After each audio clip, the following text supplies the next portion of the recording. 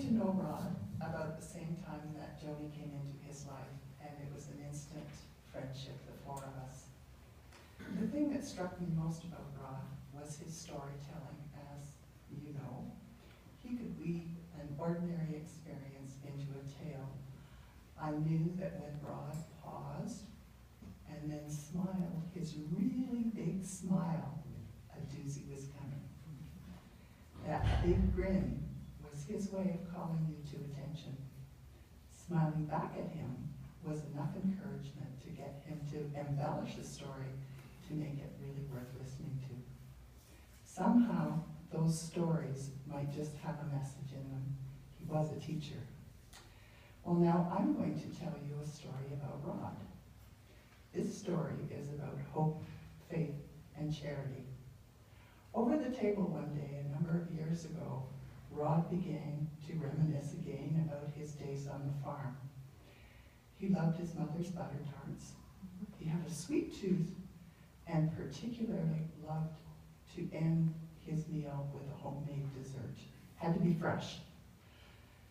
Rod paused, and then he smiled his really big smile before relating a story about his love of freshly baked gooseberries. At that time, I had only ever eaten gooseberries once and agreed with him that gooseberries are really, really yummy. Oh, it's a shame you can't find them at the grocery store or at the market or even in the frozen food section. And on it went. Well, soon enough, Rod paused, and then he smiled his really big smile and boasted that he had gooseberries in his bushes in Guelph. A few months went by, and it was now the heat of the summer. Joni and I were making plans for the weekend on the boats at Penetang, and it was my weekend to cook. Rod sent me a message that I was to drop by and pick something up from him, that it was a surprise, it was time sensitive, and I needed to get it from him right now. It happened to be a Thursday, so I dropped by on my way home from work. When I arrived, Rod paused, then smiled his really big smile and gave me a big bag of ripe gooseberries. I wonder what was on his mind. Was this a friendly act of charity? After thanking Rod profusely, I was about to leave. Rod paused, and he smiled his really big smile and said to me, "It's going to be my birthday this weekend." I think that he had hope for something really special. Well, off I went home with what I thought to be a treasure.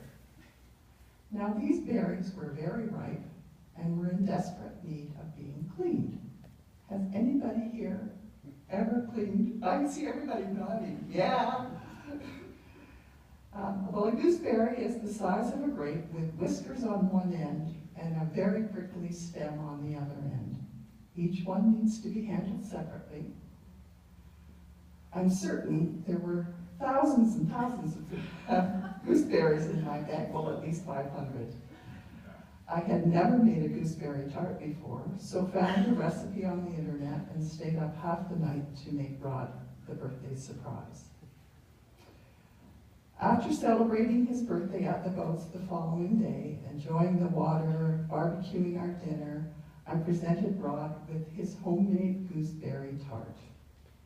Rod paused, then smiled his really big smile and said, "I knew you would make one for me." That mischievous smile really implied I had faith I was getting what I wanted.